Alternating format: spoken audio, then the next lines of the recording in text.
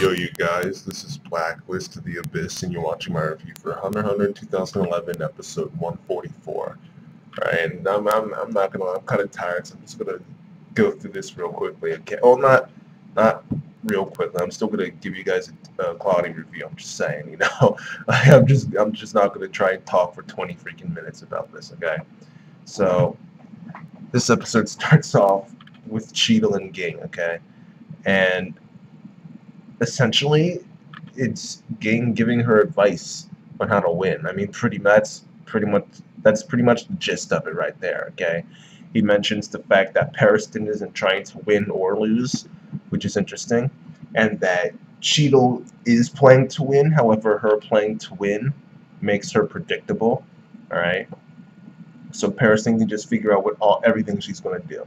All right, and Ging ends up telling her that in the end, this is probably just going to come down to you and Pariston. However, the person who gets first place, it's just going to keep flipping back and forth, back and forth. However, there's never going to be a winner because the voter turnout is going to drop below 95%. Okay, because Pariston can just have some of the guys that he controls, the votes that he controls, you can just have them stop voting. Okay, so then votes drop below 95%, as in like total turnout. Turtle turnout. What was I? Jesus. Total turnout. Alright. So you can just have it drop below 95%, and they're just going to keep switching and switching and switching. Alright. Because he doesn't want to win or lose. He just wants to have fun. Alright. So essentially, he's just like Netero. He's just like Ging. Alright. And Ging actually said that he carries Netero's will. Alright. As I interpreted it, he carries the will of fire. Alright.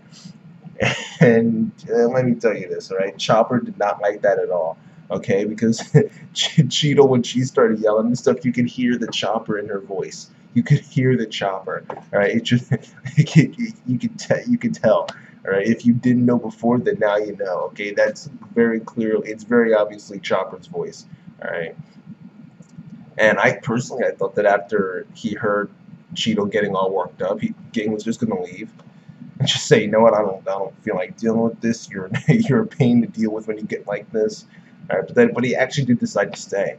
And he even tells her about what Pariston is planning on doing with those airships, because he tells her there's some airships that left to go to East Corto, and they're going to pick up some of the Chimera ant mutants that are going to hatch soon. So people who are like Palm, who were captured and they're inside the eggs and stuff like that. Not the eggs, but you know what I mean, like the cocoons and crap, from like hanging from the trees and all that stuff, you know. They're gonna go pick up some of them, and Pariston just wants to have fun with them pretty much. All right. So in order to prevent that, and to prevent Pariston from manipulating the votes in a way where voter turnout drops below 95% and it just keeps switching back and forth, in order to actually guarantee a winner, all right, they make this rule that everybody who's there to vote has to stay there. Okay, they have to stay there until, what was it, the 13th? Right, so essentially what they're doing is they're going to have a winner. Right, they're going to stay in there until they have a winner. All right, and Pariston found that course of action to be quite interesting. All right, he got this smile across his face, like, okay, all right, I see what you're doing here. I see what you're doing here. All right, so I thought I enjoyed that. All right. So now he can't call his guys off and tell them to leave. He can't mess around with the mutants or anything like that. So it looks like a win-win situation for Cheadle.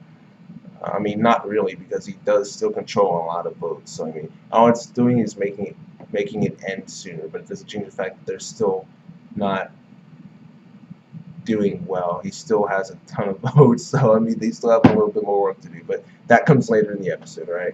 Before that, we have Cameo Central, with all these dudes showing up to ensure that the limo carrying Kalua Alka and Amane gets into the tent or whatever without anybody seeing them, so that no one can find out Alka's power and all that crap, okay? So, dude, there were so many cameos here. It's and both here and inside the actual hall, I guess, where they're having the debates and stuff and the speeches and crap. All right. But yeah, there cameos there too. It's not a big deal. I just thought I'd bring it up because I thought it was funny how yet again they're just having all these cameos, and it just reminds you like, oh yeah, these guys were characters at one point, weren't they? Because half these guys I completely forgot about or I just don't care about anymore. I mean, maybe they'll be relevant again, like that ninja dude. The ninja dude with like all black and red and stuff like that dude. Maybe he'll be relevant again. I don't know, but right now I don't give a crap about him anymore. Along with half those two, like the proctors for the. I was about to call it the tuning exams. Jesus Christ. I mean, pretty much the same thing anyway, but you know.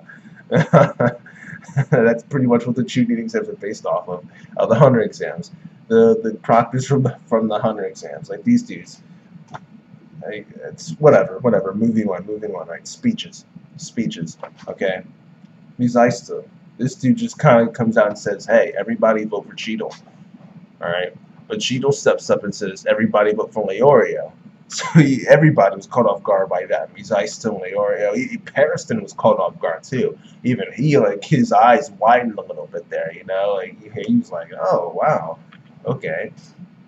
So then. So then Leorio gets up and he has his speech.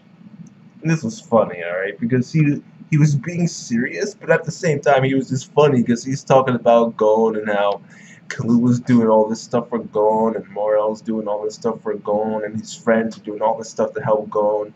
But while they were saving the world and fighting against this threat to humanity, he was sitting there jacking off and like freaking entertaining women, which was freaking hilarious. I was like, that was just freaking hilarious. That was. Oh man, I'm impressed. I'm impressed. Like, dude, oh man, Leorio's funny. And he says at the end, but forget that last part. Forget I said that last part. All right, maybe I shouldn't have said that. Maybe I spoke a little too much there. All right, so that was funny. Everyone was jumping aboard the Leorio Express. Everyone was jumping on the bandwagon. All right, except for Pariston, right? Because Pariston stands up and his speech. I kind of expected it, to be honest. I didn't expect him to say vote for me. I expected him to say vote for someone else, and that person ended up being Misaista, because he says in order to be chairman, you need to have strength, you need to have experience / wisdom, and you need to have caliber. All right, and he says that he doesn't have any of it. He says that Leorio doesn't have experience, and he says that Cheadle doesn't have strength. So he says the best person for the job is Misaista. Right, and after that the debate starts. And Pariston, I'm assuming what he's trying to do is he's trying to split the vote up between Leorio and Misaista. That way he gets the votes that he's guaranteed, and he stays in the election. And then the rest of the votes are split between Leorio and Misaista, so that one of them gets in and the other one gets taken out. And I mean, I don't know what his long-term goal is, though, because he can't just try and have this election. I mean, he can't draw it out any longer. He can only. I mean, like, there's gonna have to be the one election, and then it'll be down to 2 people, okay? And after that, he can't. There's nothing more he can really do. All right. At the end of the episode, everyone started to vote, you know, so there's not much more he could do.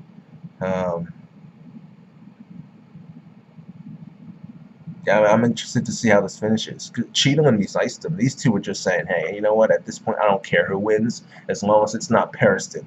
These two are like talking back and forth telepathically and grab like, dude, yeah, we're both on the same page here. All right, Misaista, at first he was trying to shoot down what Pariston was saying, like, no, don't vote for me, you know, vote for someone else. But then they got on the same page, and he's like, okay, you're right, yes. If it means Pariston doesn't get voted in, then okay. All right, so that was good. But yeah, that's it for the episode, really. I guess I'll give it a 7 out of 10. I thought it was cool, but at the end of the day, most of it was the election stuff. You know, the conversation with Ging and Cheadle took like 6-7 minutes, and the rest, you know, there was a small little scene there with Kaluuya and Alaka and Amane and all that, but and the cameos, but that's not that. No, all right, just no. And the rest of it was the speeches and part of the debate. It's not that big of a deal, so I'll just give it a 7 out of 10, and that's that, you guys. Rate, comment, subscribe, and I'll see you guys next time. Only a few episodes left.「